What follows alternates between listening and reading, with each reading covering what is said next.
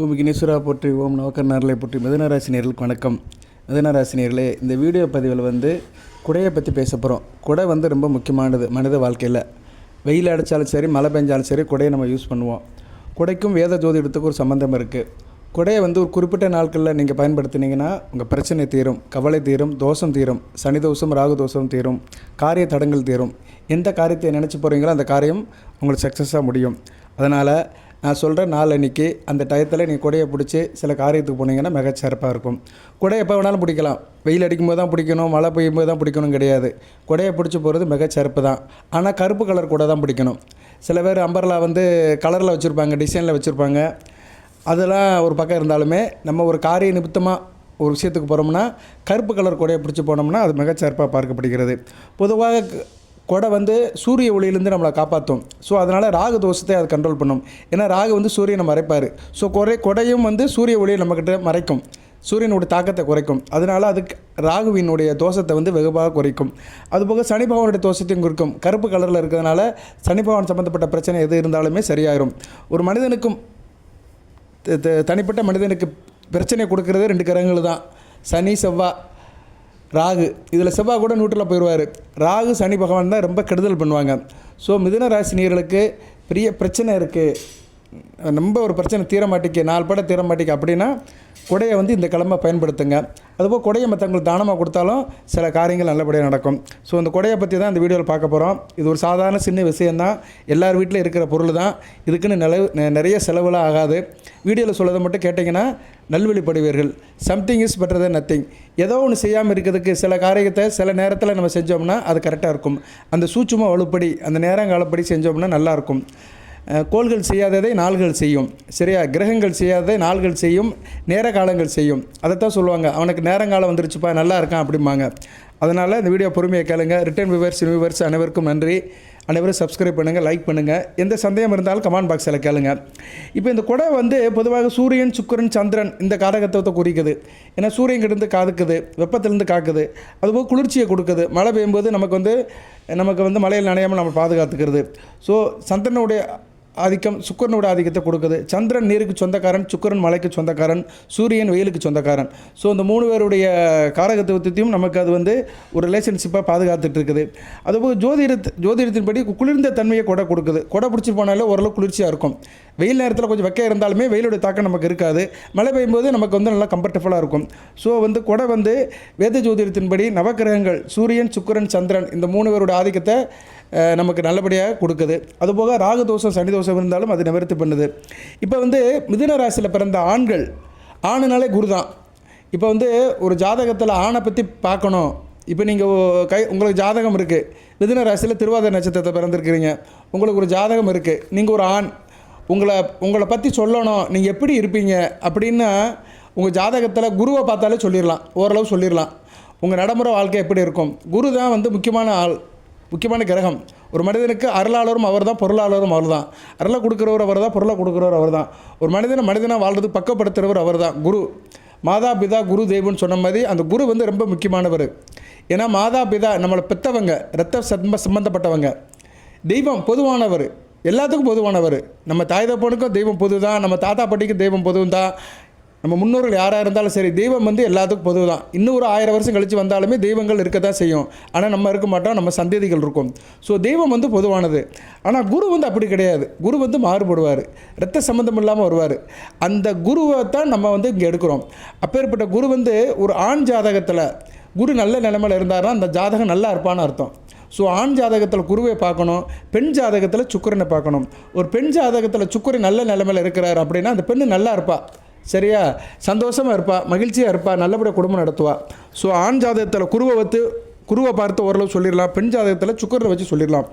அதனால் இப்போ என்ன சொல்ல வரேன்னா, இப்போ ஆண்கள், மிதுன ராசி ஆண்களுக்கு குடை என்றைக்கு சார் பிடிச்சிட்டு போகணும், உங்கள் குறையெல்லாம் தீரணும், உங்கள் கஷ்டமெல்லாம் தீரணும், பணப்பிரச்சனை தீரணும், சொத்து பத்து பிரச்சனை தீரணும், சரியா? வேண்டியது கிடைக்கணும், வில்லங்கம் குறையணும் அப்படின்னம்னா மிதுன ராசியில் பிறந்த ஆண்கள் வியாழக்கிழமை கொடை பிடிக்கலாம். வியாழக்கிழமை நீங்கள் ராகு காலத்தில் கொடை பிடிச்சிட்டு போனீங்கன்னா மிகச்சிறப்பாக பார்க்கப்படுகிறது. அதுபோக உங்கள் ஜனன ஜாதகத்தில் ராகு பகவான் குருசாரத்தில் ஏறி இருக்கணும். ராகு பகவான் குருசாரத்தில் ஏறி இருக்கிறாருன்னா ராகு வந்து புனர்பூசம் விசாகம் பூரட்டாதி நட்சத்திரத்தில் இருக்கணும். இல்லைனா ராகு குரு சேர்ந்து இருக்கணும். இல்லைனா ராகு பகவான் குரு பார்வைக்கு வரணும், குருவோட விசேஷ பார்வைக்கு வரணும். இப்போ உங்கள் மிதுன ராசியிலே குரு இருக்காருன்னு வச்சுக்கோங்களேன், ராகு எங்கே இருக்கணும்? ராகு வந்து துலாமில் இருக்கணும், குரு 5ஆம் பார்வையில் பார்ப்பார். இல்லைனா ராகு வந்து தனுசில் இருக்கணும், அருமையான அமைப்பு. குரு நேரடியாக சொந்த வீட்டில் இருக்கிற ராகுவே பார்ப்பார். அவர் வந்து கோதண்ட ராகுன்னு அப்படிம்பாங்க, நல்ல அமைப்பு. தனுசில் ராகு இருக்கிறது நல்ல அமைப்பு, குரு ராசியிலேருந்து பார்த்தாரா நல்ல அமைப்பு. அதேமாதிரி கும்பத்தில் இருந்தாலுமே கும்ப வளையத்தில் குரு வளையத்தில் இருப்பார், 9ஆம் பார்வையில் பார்ப்பார். எதுக்கு சொல்ல வரேன்னா குருவுடைய பார்வைக்கு ராகு வரணும். இப்போ மிதுன ராசியில் பிறந்தவர்களுக்கு வந்து ஆண்களுக்கு சொல்கிறேன், ஆண்களுக்கு தனி பெண்களுக்கு தனி. ஆண்கள் ஜாதகத்தில் ராகு பகவான் வந்து குரு பார்வைக்கு வரணும், அல்லது குருவுடைய வீட்டில் இருக்கணும், தனுசு அல்லது மீனத்தில் இருக்கணும், இல்லைன்னா குரு சாரத்தில் இருக்கணும். அப்படிப்பட்டவங்களுக்கு பலன் கூடுதலாக கிடைக்கும், அவ்வளோதான். சரியா? எல்லாத்துக்கும் ஒரே மாதிரி ஏன் சார் பலன் கிடைக்க மாட்டேங்கு? அவருக்கு அதிகமாக இருக்குது, எனக்கு கம்மியாக இருக்குது. அவர் மிதுன ராசி தான், நானும் மிதுன ராசி தான். அவரும் மிருகசீரிஷ நட்சத்திரம் தான், நானும் மிருகசீரிஷ நட்சத்திரம் தான். ஆனால் அவர் நல்லா இருக்காரு, நான் நல்லா இல்லை அப்படின்னு வித்தியாசம் வருதுன்னா அது காரணம் கிரக அமைப்புகள் தான். சரியா? ஒரே ராசியில் பிறந்த எல்லாருமே ஒரே மாதிரி இருக்கிறது கிடையாது, ஒரே நட்சத்திரத்தில் பிறந்த எல்லாருமே ஒரே மாதிரி இருக்கிறது கிடையாது. வித்தியாசப்படுத்துறது எதுனா அந்த கிரக அமைப்புகள் தான். ஸோ இப்போ நீங்கள் மிதுன ராசியில் எந்த நட்சத்திரத்தில் பிறந்தாலும் சரி, மிருகசீரிஷம், திருவாதிரை, புனர்பூசத்தில் எதில் பிறந்தாலுமே ராகு வந்து குரு தொடர்பில் இருக்கணும். சரியா? நான் சொன்ன அமைப்பில் இருந்தாருன்னா அவங்களுக்கு வந்து இது வந்து 100% பலிதமாகும். நீங்கள் என்ன பண்ணணுமோ, வேலைக்கிழமை ராகு வேலையில் ஒரு கொடையை பிடிச்சிட்டு போகணும். எந்த டைம் சார் அப்படின்னா வேலைக்கிழமை 1 to 3 மதியம் வந்து 1 to 3 ராகு வேலையில் நீங்கள் ஒரு காரியத்துக்காக போகணும். இந்த கிழமையில் இந்த போனீங்கன்னா காரியம் முடியும். நீங்கள் என்ன எண்ணி காரியத்துக்கு போகிறீங்களோ அந்த காரியம் சக்ஸஸாக முடியும். உதவி கிடைக்கிறதோ இல்லையோ உபத்திரம் இல்லாமல் இருக்கும். அந்த காரியம் நியூட்ரலாக கூட ஆகலாம். சில விஷயங்கள் நியூட்ரல் ஆகிறதே நமக்கு பெரிய சந்தோஷமாகும். ஒரு பிரச்சனையே நினச்சி போனேயா, பரவாயில்ல, ஏதோ சரியாக போயிடுச்சு, சமரசம் ஆயிடுச்சு, பிரச்சனை வந்து தீர்ந்து போச்சு அப்படிங்கிறதே ஒரு சந்தோஷத்தை கொடுக்கும். அதனால் மிதுன ராசியில் பிறந்த ஆண்கள் வந்து வியாழக்கிழமை மதியம் 1 to 3 இந்த கிழமையில் இந்த நேரத்தில் கொடையை பிடிச்சிட்டு நீங்கள் ஒரு காரியத்துக்கு போனீங்கன்னா அது உங்களுக்கு சக்ஸஸ் ஆகும். நீங்கள் போகிற காரியத்தை பொறுத்து அதனுடைய தாக்கம் இருக்கும். பண ரீதியாக போகிறீங்க, பணம் கேட்டு போகிறீங்க, இல்லைன்னா வேறு விஷயத்துக்காக போகிறீங்க, பிஸ்னஸ் விஷயமாக போகிறீங்க, உத்திய ரீதியாக போகிறீங்க, குடும்ப விஷயமாக போகிறீங்க, பொண்ணு பார்க்க போகிறீங்க, ஏதோ ஒரு காரியத்துக்கு போனீங்கன்னா நல்லபடியாக முடியும். ஆனால் மதிய நேரம் 1 to 3 சரியா? அந்த டயத்தை அட்ஜஸ்ட் பண்ணி நீங்கள் போகணும். சரியா? நேரங்காலம் ரொம்ப முக்கியம். இது வந்து ஆண்களுக்கு. அடுத்து பெண்களுக்கு, மிதுனராசி பெண்களுக்கு சுக்கிரன் சாரத்தில் ராகு நிற்கணும். சரியா? மேசம், சிம்மம் அல்லது வந்து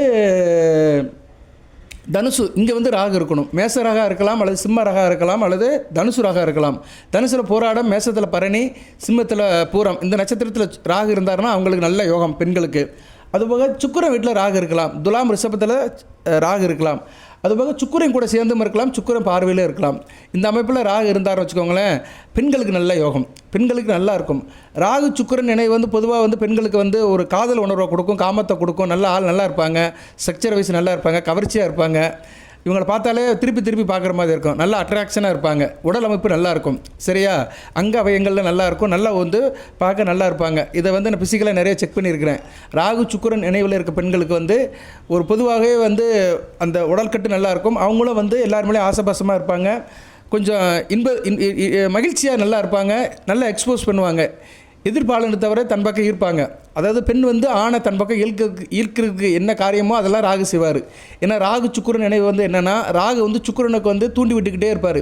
சுக்கிரன் ஒரு அழகு கிரகம், அழகு, ஆடம்பரம், ஆபரணம், மகிழ்ச்சி, சந்தோஷம், சம்பவம், நல்ல ஒரு தருணம், இப்படி எல்லாத்துக்குமே சுக்கிரன் வருவார். ஸோ அந்த சுக்கிரன் ராகு இணைவு இருக்கிறவங்க வந்து என்ன பண்ணுவாங்கன்னா, நல்ல ஒரு விஷயத்த வந்து நல்லபடியாக பண்ணிக்கிட்டே இருப்பாங்க.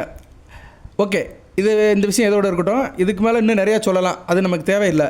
வாட்டர் மேபி பெண்கள் ஜாதகத்தில் வந்து ராகு சுக்கிரன் நினைவு நல்லபடியாக இருந்துச்சுன்னா அந்த பெண்கள் வந்து வெள்ளிக்கிழமை கொடை பிடிச்சிட்டு போகணும். வெள்ளிக்கிழமை சில காரியத்துக்காக கொடை பிடிச்சி போனாங்கன்னா நல்ல விதமாக இருக்கும். வெள்ளிக்கிழமை எந்த டயத்தில் சார் கொடை பிடிச்சி போகணும் அப்படின்னா, கருப்பு கலர் கூடைய 10 to 12 பிடிக்கலாம். வெள்ளிக்கிழமை ராகு வேலையில் 10 to 12 அவங்க கொடையை பிடிச்சிட்டு வெளியே போனாங்கன்னா நல்லா அவங்களுக்கு காரியம் முடியும், கேட்டது கிடைக்கும், பணம் பலவாறு வரும், நினைத்த காரியம் நடக்கும். அவங்க எந்த காரியத்துக்கு போகிறாங்களோ அது வயதுக்கு ஏற்ற மாதிரி இருக்கும். சரியா? வயதுக்கு ஏற்ற மாதிரி தான் ஒருத்தருடைய நடவடிக்கைகளும் இருக்கும். ஒரு 50 ஆண் என்ன நினைப்பான், என் குடும்பம் செட்டில் ஆகணும், பிள்ளை குட்டியை படிக்க வைக்கணும் அப்படின்னு நினைப்பான். அதே மாதிரி 50 பெண்ணு என்ன நினைக்கும், என் பிள்ளை நல்லா படிக்கணும், வேலை கிடைக்கணும், என் பிள்ளைக்கு நல்ல மாப்பிள்ளை கிடைக்கணும், வரன் கிடைக்கணும் அப்படின்னு நினைப்பாங்க. 20 வயசு பெண்ணுக்கு என்ன கிடைக்கும், நல்லா படிக்கணும், காலேஜில் நல்ல மார்க் எடுக்கணும் அப்படின்னு நினைக்கும். சில பெண்கள் நான் காதலிக்கிறேன், காதலன் கூட சேர்ந்து வாழணும் அப்படின்னு நினைக்கும். ஸோ ஒவ்வொருத்தருக்கும் ஒவ்வொரு விதமான வேண்டுதல் இருக்கும். அது நல்ல வேண்டுதலாக இருந்துச்சுன்னா நிச்சயம் நடக்கும். சரியா நேர்களே? அது வந்து உங்கள் வேண்டுதலை பொறுத்து இருக்குது. ஆண் பெண் இருபாலருமே ஒரு நல்ல ஒரு காரியத்துக்காக, நல்ல ஒரு விஷயத்துக்காக, ஆத்ம திருப்தியான விஷயத்துக்காக நீங்கள் வந்து இந்த கொடையை வந்து நான் சொன்ன நேரத்தில் சொன்ன டயத்தில் பிடிச்சி போனீங்கன்னா நல்லாயிருக்கும். ஆண்களுக்கு வியாழக்கிழமை 1 to 3, பெண்களுக்கு வெள்ளிக்கிழமை 10 to 12 இந்த டயத்தில் இந்த கொடையை பிடிச்சி போங்க, மிக சிறப்பாக இருக்கும். பெண்கள் ஜாதகத்தில் ராகு சுக்கிரன் இணைவு இருக்க வேண்டும். ஆண்கள் ஜாதகத்தில் ராகு குரு இணைவு இருக்க வேண்டும். இப்போ கொடையை பற்றி சொல்லியாச்சு. கொடையை நீங்கள் தானமாக கொடுக்கலாமா சார்னா கொடுக்கலாம். கொடையை தானமாக கொடுத்தீங்கன்னா மிக சிறப்பாக இருக்கும். கொடை வந்து பொதுவாக மிதுன ராசியில் மேச லக்கணம், தனுசு லக்கணத்தில் பிறந்தவங்க கொடையை தானமாக கொடுத்தீங்கன்னா மிக சிறப்பாக இருக்கும். கொடை தானம் கொடுக்கறது வந்து மிக சிறப்புங்க. நல்ல தோஷங்களாம் குறையும். சரியா? கொடையை வந்து பிறருக்கு தானம் கொடுக்கலாம். தானம் கொடுக்கறது வந்து மிகச்சிறப்பாக பார்க்கப்படுகிறது. குறிப்பாக யாருக்கு சார் தானம் கொடுக்கலாம் அப்படின்னா அது ஒரு லிஸ்ட்டு இருக்குது. வெயிலில் யார் நிறைய வேலை வைப்பாங்களோ அவங்களுக்கு கொடுக்கலாம். கொடையை வந்து நீங்கள் யாருக்கு தானம் கொடுக்கலாம் அப்படின்னா தபால்காரருக்கு தானம் கொடுக்கலாம், போஸ்ட்மேனுக்கு கொடுக்கலாம், கொரியர் பாய்க்கு கொடுக்கலாம், பால்காரருக்கு கொடுக்கலாம், சிலிண்டர் கொண்டவங்களுக்கு கொடுக்கலாம், வெயிலில் வேலை பார்க்குறவங்களுக்கு கொடுக்கலாம், கன்ஸ்ட்ரக்ஷன் ஃபீல்டில் வேலை பார்க்குறவங்களுக்கு கொடுக்கலாம். சில பேர் வந்து கொடை கொடுக்க முடியல சார் அப்படின்னா ரெயின் கோட்டு கூட வாங்கி கொடுக்கலாம். சரியா? ரெயின் கோட்டு, கருப்பு கலர் தொப்பி வாங்கி கொடுக்கலாம். சரியா? அதாவது எப்படின்னா ஒரு கவசம், கருப்பு கலர் தொப்பி, இல்லைனா கருப்பு கலர் கொடை, இல்லைனா கருப்பு கலர் ரெயின் கோட்டு, இதெல்லாம் வாங்கி கொடுத்தீங்கன்னா இவங்களுக்கெல்லாம் நல்லது. இவங்கெல்லாம் மக்கள் நல பணியில் இருக்கிறவங்க, சர்வீஸ் ஸ்டாஃப்ஸ். நான் சொன்னேன் பார்த்தீங்களா, இவங்கெல்லாம் வந்து சர்வீஸ் ஸ்டாஃப். இவங்களுக்கெல்லாம் நீங்கள் வந்து அந்த பொருட்களை தானம் பண்ணிங்கன்னா மிக சிறப்பாக இருக்கும். கொடைன்னு கிடையாது, கருப்பு கலர் தொப்பி வாங்கி கொடுக்கலாம், கருப்பு கலர் ரெயின் கோட்டு வாங்கி கொடுக்கலாம், கருப்பு கலர் செருப்பு கூட வாங்கி கொடுக்கலாம். ஏன்னா செருப்பும் பாதுகாக்கும். ஸோ இப்படி சின்ன சின்ன பொருட்களை நீங்கள் தானமாக கொடுத்தீங்கன்னா அது பெண்கள் வந்து அந்த வெள்ளிக்கிழமை 10 to 12 கொடுக்கணும். ஆண்கள் வந்து வியாழக்கிழமை 1 to 3 அந்த நேரத்தில் நீங்கள் தானம் பண்ணினீங்கன்னா உங்களுக்கு பிரச்சனை தீரும். ஜனன ஜாதகத்தில் இருக்கிற அந்த சனி தோஷம், ராகு தோஷம்லாம் தீரும், நல்ல விதமாக பார்க்கப்படுகிறது. இதெல்லாம் சின்ன காரியங்கள் தான். இதை வந்து கொஞ்சம் சிரச்சை எடுத்து மெனக்கெட்டு செய்யணும். வேத ஜோதிடத்தில் இதுக்கெல்லாம் இடம் இருக்குது. சரியா? நான் வந்து எதுவுமே ஆதாரம் இல்லாமல் பேச மாட்டேன். வேத ஜோதிடத்தில் இதுக்கு வந்து இடம் இருக்குது, கிரகங்களுடைய தாக்கமும் இருக்குது, ஆதிபத்திய விசேஷமும் இருக்குது.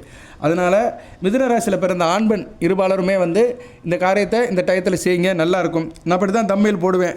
சரியா? தம்மையில் எப்படி போடுவேன்? கொடையை இந்த கிழமையில் பயன்படுத்துங்கள், இந்த நேரத்தில் பயன்படுத்துங்கள், கேட்டது கிடைக்கும், குறைகள் தீரும், கோடிகள் கிடைக்கும், கோடீஸ்வரன் ஆகலாம். என்ன சார் கொடை பிடிக்கிறதுக்கும் கோடிகளுக்கு என்ன சார் சம்பந்தம் அப்படின்னா, நீங்கள் அந்த கொடையை பிடிச்சி ஒரு நல்ல காரியத்துக்கு போகிறீங்க, அந்த கஷ்டப்படுறவங்களை சில காரியங்கள் பண்ணுறீங்க, கொடையை தானமாக கொடுத்தீங்கன்னா பணம் வரும். சரியா? வர வேண்டிய பணம் வசூலாகும், அதுக்கு ஒரு முகாந்திரம் கிடைக்கும், அதுக்கு ஒரு டியூன் ஆகும். சரியா? இதெல்லாம் வந்து டியூன் பண்ணுறது தான். நமக்கு நல்லது நடக்கணும்னு சொல்லி நல்ல நேரத்தை டியூன் பண்ணுற மாதிரி தான் செய்யுங்க, நல்ல விதமாக இருக்கும். தம்மையில் அப்படி தான் போடுவேன். கொடை இந்த கிழமை இந்த நேரத்தில் கொடை பிடித்து வெளியே சென்றீர்கள் என்றால் கேட்டது கிடைக்கும், நினைத்தது நடக்கும், நல்ல விதமாக பார்க்கப்படுகிறது. ஓகே நேயர்களே, இந்த வீடியோவில் இதுக்கு மேலே எதுவும் சொல்கிறதுக்கு ஒன்றும் இல்லை. திருப்பி சொன்னாலுமே பெனிஃபிட் ஒன்று தான், பிரச்சனை தீரும். சரியா? கொடையினோட பெருமை வெயிலில் தான் தெரியும், கொடையினோட பெருமை மலையில் தான் தெரியும். அதுபோக கொடை ஒரு மனிதனுக்கு வந்து கிடைத்த கொடை, கொடைனா என்ன? கருணைன்னு அர்த்தம், வல்லன்னு அர்த்தம். இது வந்து கொடை. ஸோ கொடை கொடுக்கும் கொடை நல்ல விதமாக பார்க்கப்படுகிறது. கொடை வந்து உங்களுக்கு ஒரு கொடையை கொடுக்கும். அந்த கொடை வந்து உங்களுக்கு ஒரு வற்றாத ஒரு வாழ்க்கையை கொடுக்கும், நல்ல ஒரு பரிசை கொடுக்கும். கொடைனா பரிசுன்னு சொல்லிக்கலாம். சரியா? கொடை வள்ளல் அப்படிங்கிறாங்க பார்த்தீங்களா? அதனால் கொடை தரும் கொடைன்னு கூட போடலாம். இது வந்து கொஞ்சம் எதுகு முனையாக தான் இருக்கும். கொடை தரும் கொடை. சரியா? அதனால் பாருங்கள், சப்ஸ்கிரைப் பண்ணுங்கள், லைக் பண்ணுங்கள், சந்தேகம் இருந்தால் கேளுங்க, பயன்படுத்துங்க. வீட்டில் கருப்பு கொடை இருந்துச்சுன்னா அதை தூசி ஈஸியாக தட்டி சுத்தமாக வச்சு ஆண்கள் வியாழக்கிழமை யூஸ் பண்ணுங்கள், பெண்கள் வெள்ளிக்கிழமை யூஸ் பண்ணுங்கள். டயத்தை சொல்லிட்டேன். வாழ்த்துக்கள். எல்லாம் மேலே இறைவன் மிதுன ராசி நேயர்களுக்கு நல்லது ஒரு அமைப்பை கொடுப்பார். மிருகசீரிஷம், திருவாதிரை, புனர்பூச நட்சத்திரத்தில் பிறந்த நேயர்கள் அனைத்து வளங்கள் நலங்களை பற்றி தேக ஆரோக்கியத்துடன் தீர்க்காயுடன் நீடுவீடு வாழ்க, நிறைந்த வளம் வருக. கொடை தரும் கொடை நிறையா இருக்கட்டும். அந்த கொடை வந்து லட்சமாக இருக்கும், 1000-ஆக இருக்கும், கோடியாக இருக்கும்.